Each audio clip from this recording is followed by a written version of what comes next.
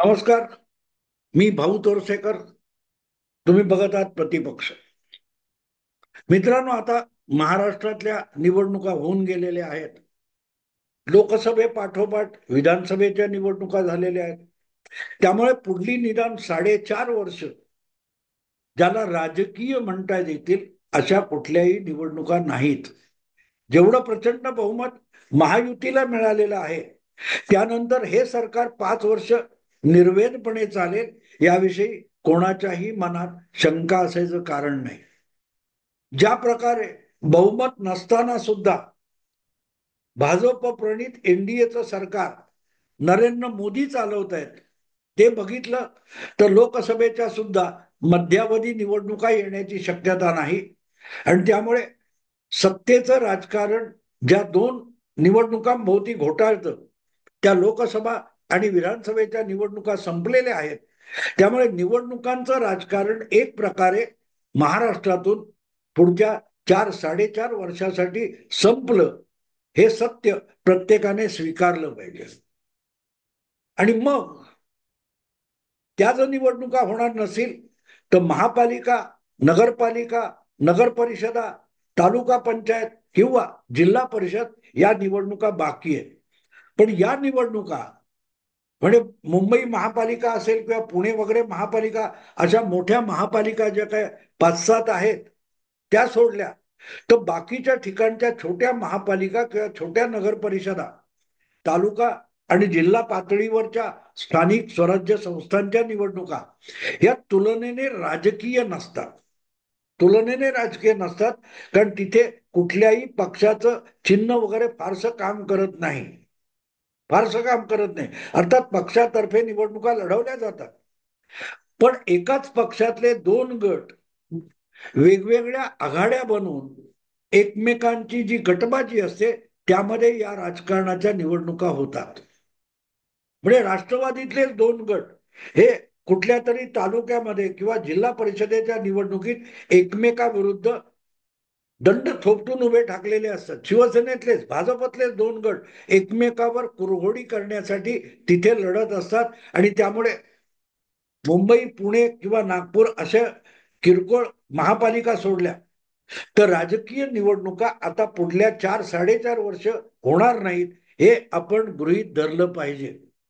हा सगळा पार्श्वभूमी मी तुम्हाला एवढ्यासाठी सांगतोय की जर 4-4.5 वर्ष कुठल्याही राजकीय निवडणुका नसतील तर राजकारणामध्ये जी तिसरी पिढी समोर आलेली आहे, म्हणजे रोहित पवार असतील, आदित्य ठाकरे असतील, तुमचे वरुण सरदेसाई असतील किंवा आबांचे चिरंजीव, त्यांचं नाव विसरलो मी, तासगाव वगैरेचे, ही जी तरुण पिढीतली एक 10-15 आमदार मंडळी नव्याने निवडून आलेली आहे, भाजपकडचे असतील, तिकडची असतील, महायुतीतली असतील, तो भाग दुय्यम आहे. पण ही तिसऱ्या पिढीतली जी नवीन मुलं निवडून आलेली आहेत त्यांच्यासाठी आता सगळ्यात मोठं आव्हान आहे. कारण हे तुलनेने नवे आमदार आहेत, तुलनेने संघर्षाच्या राजकारणासाठी नवे आहेत. आदित्य ठाकरे यांना संघर्षाच्या आवेशात घोषणा देण्याची हौस आहे, पण आयुष्यात ज्यांनी संघर्ष म्हणजे काय बघितलं नाही, अशा माणसांकडून गरीबातल्या गरीब लोकांसाठी संघर्ष पेटवला जाणार म्हटल्यानंतर ती एक परिकल्पना होते, परिकथा होऊन जाते. एक मी उदाहरण म्हणून तुम्हाला सांगतो की उठसूट आमचे राहुल गांधी हे हातात ते असं घटनेचं एक पुस्तक दाखवतात, उभं धरतात, पण पुस्तक बनवून दाखवतात. तसंच त्यांनी तुमच्या हरियाणाच्या निवडणुकीमध्ये जिलबीचा बॉक्स पण पुस्तकासारखा उभा धरला होता. ज्या माणसाला जिलबी ही पाकात तळलेली असते, पाकात गळलेली ओघळलेली असते, तिरपं केलं तर त्या खोक्यातून रस अंगावर पडेल याचं सुद्धा भान नाही, कारण त्यांनी कधी जाऊन दुकानात विकत आणलं नाही. इतकी गरिबी किंवा सामान्य नागरी जीवन ज्यांना माहिती नाही, त्यांच्याकडून गरिबांचे प्रश्न कसे सोडवले जाणार आणि त्यासाठी संघर्ष कसा केला जाणार, हे एक भलं थोरलं प्रश्नचिन्ह आहे. आणि म्हणून जी काही तरुण मंडळी निवडून आलेली आहे ते गप्पा खूप मारू शकतील, वल्गना खूप करू शकतील, फुशारक्या खूप मारू शकतील, पण प्रत्यक्षात 4-4.5 वर्ष संघर्षाचं राजकारण करणं, आंदोलनाचं, सत्याग्रहाचं राजकारण करणं किती अवघड असतं हा अनुभव त्यांना नाहीये. अवघड. आणि अलीकडच्या काळात तर गेल्या 10-15 वर्षामध्ये इलेक्ट्रॉनिक मीडियाचं पेव फुटल्यानंतर सोशल मीडिया, इलेक्ट्रॉनिक मीडिया बघितलं तर सगळीच्या सगळी आंदोलनं ही मीडियासेवी होऊन गेलेली. म्हणजे कॅमेरा चालू असतो तितका वेळ आंदोलन घोषणा होतात, मग आपल्या आपल्या सिगरेटी फुंकणं असेल किंवा काय शीतपेय पिणं असेल ते चालू होतं. बाबा आढावांचं काल परवाचं आत्मक्लेश आंदोलन बघा. 3-4 दिवस बाबा आढाव हे ईव्हीएम यंत्राच्या विरोधात, निवडणुकीच्या निकालांच्या संशयाच्या विरोधात आत्मक्लेश आंदोलन करायला बसले. 3 दिवसानंतर त्यांचं आंदोलन संपलं. मग ते आंदोलन होतं कशासाठी? ज्या आंदोलनाची दखल शासनाच्या कुठच्याही एका विभागाने घेतली नाही आणि उद्धव ठाकरे यांच्या हस्ते लिंबू रस पिऊन बाबा आढावांनी उपोषण काय आंदोलन सोडलं. मुद्दा असा आहे की ते आंदोलन होतं कशाला? कॅमेरा पुरतं होतं, मीडिया पुरतं होतं. अंतरवाली सराटी मधलं गेली वर्ष 1.5 वर्ष चाललेलं एक नाटक, तुमच्या मनोज जरांगे पाटील मराठा योद्धा, काय झालं पुढे? आजकाल ते काय करतात याची दखल सुद्धा मीडियाला घ्यावीशी वाटत नाही. 100-150 बातम्या येतात, त्याच्यात कुठेतरी एकदा तो भगवा पायघोळ, काय तो शेला खांद्यावर टाकलेले पांढऱ्या कपड्यातले मनोज जरांगे दिसतात, पण बाकी काय चाललंय याची दखल सुद्धा मीडियाला घ्यावीशी वाटत नाही. आणि त्यामुळे आंदोलन चालू आहे की संपलंय हे कोणालाही कळत नाही. सांगायचा हेतू असा की संघर्ष ही हौसेची आणि मौजेची गोष्ट नसते. मी तुम्हाला आणखीन एक आठवण करून देतो. आंदोलन ही कशी कॅमेरा सेवी झालेली आहे. टीव्हीच्या चॅनल पुरती आंदोलनं कशी होतात. पंतप्रधान नरेंद्र मोदी म्हणाले होते ना, आंदोलनजीवी, बुद्धिजीवी, श्रमजीवी, तसे काही लोक हे आंदोलनजीवी झालेले. ते असीम सरोदे, विशंबर चौधरी अशी सगळी निर्भय म्हणून माणसं हे निकाल लागल्यानंतर कुठल्या कुठे बेपत्ता गायब झालेले. हा असीम सरोदे सुप्रीम कोर्टात जाण्याची धमकी वगैरे दिली, त्याचं पुढे काय झालं माहिती नाही. पण कॅमेरा समोर ते तावातावाने बोलतात, नंतर बारगळतात.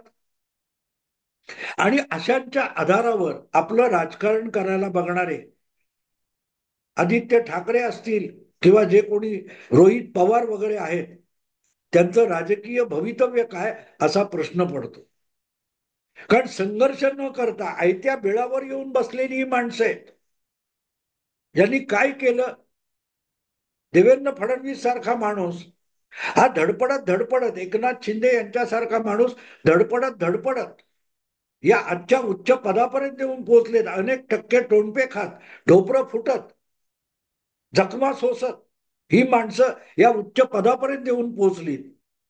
आमदारकीचं तिकीट मिळवताना किती मारामार होते अशा लोकांची, याचा सुद्धा थांग पत्ता ज्यांना नाही, असे जे हे तोंडात चांदीचा आणि सोन्याचा चमचा घेऊन जन्माला आलेले आंदोलनवीर आहेत, त्यांचं भवितव्य काय हा म्हणूनच प्रश्न आहे. एक आठवण सांगतो तुम्हाला. 1 जुलै 2023, 1.5 वर्षापूर्वी आदित्य ठाकरे यांनी मुंबई महापालिकेवर एक प्रचंड लॉंग मार्च काढला होता. ज्या लॉंग मार्चचं अंतर 1 किलोमीटर तरी आहे की नाही याची शंका आहे. 1-1.25 किलोमीटर असेल फार तर. मेट्रो सिनेमा, धोबी तलाव ते आझाद मैदान, महापालिकेचं मुख्यालय इथपर्यंत हा मोर्चा नेण्यात आला आणि धमकावलं होतं आदित्य ठाकरेंनी, लवकरच शिंदे सरकार पडणार आहे, महाविकास आघाडीचं सरकार परत येणार आहे, उद्धव ठाकरे परत मुख्यमंत्री होणार आहेत. आणि ते झालं की आपली सगळी महाविकास आघाडीच्या कार्यकर्त्यांची फौज ही महापालिका कार्यालयात घुसणार आहे आणि महापालिकेचे प्रशासक असलेले जे चहल होते त्यांना इशारा दिला होता आदित्य ठाकरेंनी. अगदी त्यांच्या आसपास अरविंद सावंत वगैरे मंडळी होती. त्या इशाऱ्याचं पुढे काय झालं, त्या आंदोलनाचं पुढे काय झालं?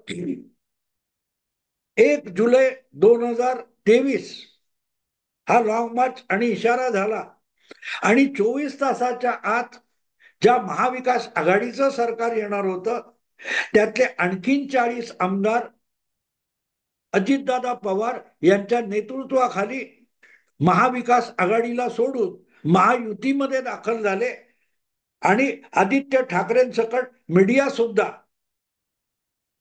1 जुलैच्या इशाऱ्याला विसरून गेला. कोणाला आता आदित्य ठाकरेंनी काढलेला लॉंग मार्च आठवत सुद्धा नाही. कॉलरला धरून महापालिकेच्या कमिशनरला, आयुक्ताला खेचून बाहेर काढणार होते आदित्य ठाकरे आणि जाब विचारणार होते कुठच्या कुठच्या टेंडरची काय काय टक्केवारी आहे वगैरे वगैरे. आदित्य ठाकरे यांची बुद्धी टक्केवारीच्या पलीकडे जात नाही आणि ते स्वाभाविक आहे. अगदी पाळण्यात असल्यापासून जर त्यांनी अंगाई गीत म्हणून महापालिकेतल्या, मुंबई महापालिकेतल्या किंवा ठाणे महापालिकेतल्या किंवा इतर कुठच्या महापालिकेतल्या टक्केवारीचे हिशोबच ऐकले असतील आई वडिलांकडून, तर मग आदित्य ठाकरे यांना जे टक्केवारीचं वाळपडू मिळालेलं आहे त्यातून ते टक्केवारीवरच बोलणार. इतकं कमिशन, तितकं कमिशन, प्रत्येक गोष्टीतलं कमिशन आणि टक्केवारी, या पलीकडे आदित्य ठाकरेंना काही दिसत नाही. मग तो कोस्टल रोडचा विषय असो की मुंबईतल्या काय कॉन्क्रीटचे रस्ते बनवण्याचा विषय असो, रस्त्यावरची आणखीन काय दिवे लावण्याची गोष्ट असो, प्रत्येक गोष्टीमध्ये टेंडर आणि टक्केवारी या पलीकडे आदित्य ठाकरेंची झेप जात नाही. रोहित पवारांची गोष्ट वेगळी नाहीये. आणि मग असे लोक ज्यांना आयुष्यामध्ये सगळ्या सुविधा इतक्या आयत्या मिळाल्या की बारीक बारीक गोष्टीसाठी जगताना, टिकताना जो संघर्ष करावा लागतो त्याचा परिचय सुद्धा नाही. वडिलांकडून, परिवाराकडून कोट्यवधीचे कारखाने अंधण म्हणून मिळाले आणि डायरेक्ट मुख्याधिकारी कंपन्यांचे आणि कारखान्यांचे झाले. किंवा सासर सुद्धा असं मिळालं की करोडपतींची मुलगी लग्नात आली आपल्या घरी. असे रोहित पवार असतील, आदित्य ठाकरे असतील, यांच्याकडून नेमका कुठला संघर्ष अपेक्षित करता? संघर्ष तो करतो ज्याला टिकण्यासाठी 2 घास मिळताना मारामार होत असते. ज्याच्या पोटाला चिमटा येतो तो भुकेसाठी लढतो. जे भरपेट आहे आणि भरपेट खाल्ल्यानंतर ते हजम करण्यासाठी व्यायाम करावा अशा पद्धतीमध्ये आंदोलन आणि संघर्षाचा पवित्रा घेतात. त्यांच्याकडून व्यायाम होऊ शकतो, वर्जिश होऊ शकते, पण आंदोलन नाही होऊ शकत. आंदोलन नाही होऊ शकत. सर्वायवल, जगण्याची धडपड ही आंदोलनाची मूळ प्रेरणा असते.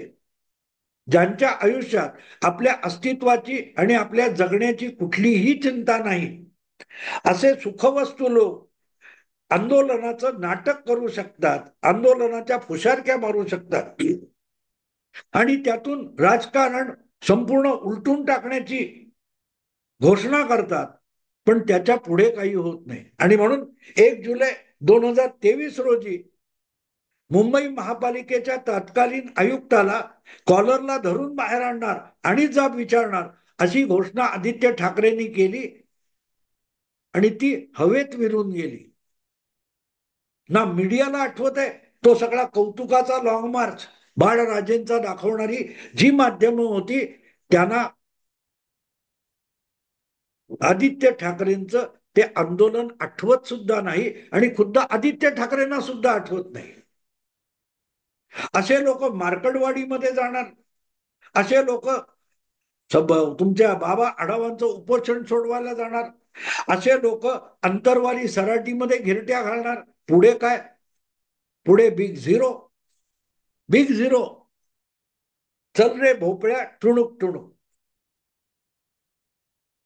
हा सगळा खेळ आपल्या घरातली पोरं, नातवंड, लेकरं बाळ राजकारणात आणून ज्यांनी करून ठेवलाय, त्यांनी नुसतं राजकारण नासवलेलं नाही, जे संघर्षाचं राजकारण आहे, जे आंदोलनाचं राजकारण आहे, जे रस्त्यावरचं राजकारण आहे, ते सुद्धा नासवून टाकलेलं आहे. ते सुद्धा नासवून टाकले. मृणाल गोरे असोत, जयवंतीबेन मेहता असोत, अहिल्या रांगणेकर असोत, अशा महिला रेल्वे ट्रॅकवर आडव्या पडायच्या, पोलिसांकडून बेछूट लाठीमार सहन करायच्या. त्याचा मागमूस सुद्धा या आंदोलनामध्ये आज दिसतो का बघा. ही सगळी कॅमेरापुरती आंदोलनं झाली आहेत आणि त्यामुळे त्यांचे नेते सुद्धा कॅमेरापुरते आहेत असं हात ठेवून एकनाथ शिंदे यांची टवाळी करणारे आदित्य ठाकरे स्वतःही दाढी वाढवून बसलेत आणि मग एक आंदोलन संपलं की असाच दाढीला हात लावून बसतात. पुढे काय? पुढे काय नाही, मागे काय नाही. मुद्दा असा आहे मित्रांनो, की ही जी तरुण पिढी आहे, जी आज 20, 25, 30च्या घरात आहे, यांना आता पुढची 4.5 वर्ष काय करायचं हा प्रश्न भेडसावणार आहे. कारण विधानसभेत तावातावात काहीतरी बोलायचं, कॅमेरासमोर काहीतरी जोरातही बोलायचं आणि मग मीडियातल्या लोकांनी टोला, पलटवार असे गोलमाल शब्द वापरायचे की हे घरी जाऊन झोपले, ते घरी जाऊन झोपले. पुढे काही नाही. लोकांचे प्रश्न जागच्या जागी. लोकांचे प्रश्न जागच्या जागी. आणि अशा वेळेला जे निवडून आलेले आमदार आहेत किंवा त्या आमदारांच्या पक्षाचा मंत्री असेल, त्याच्याकडे सत्ता असेल, तर तो सामान्य माणसाच्या आयुष्यातले छोटे छोटे प्रश्न निदान मार्गी लावतो. निदान मार्गी लावतो. लोकांना जगण्याचे प्रश्न भेडसावत आहेत आणि आदित्य ठाकरे किंवा रोहित पवार वगैरे मंडळींना संविधानाची चिंता आहे. ते संविधान 70 वर्षामध्ये सामान्य माणसाच्या आयुष्यात किती फरक पडू शकलं हे तुम्हाला सांगता येत नाही. त्या संविधानाने निर्माण केलेल्या संस्था आणि निर्माण केलेल्या व्यवस्था तुम्हाला संशयास्पद वाटतात, तेव्हा आपोआपच तुम्ही संविधान सुद्धा संशयास्पद करून टाकता.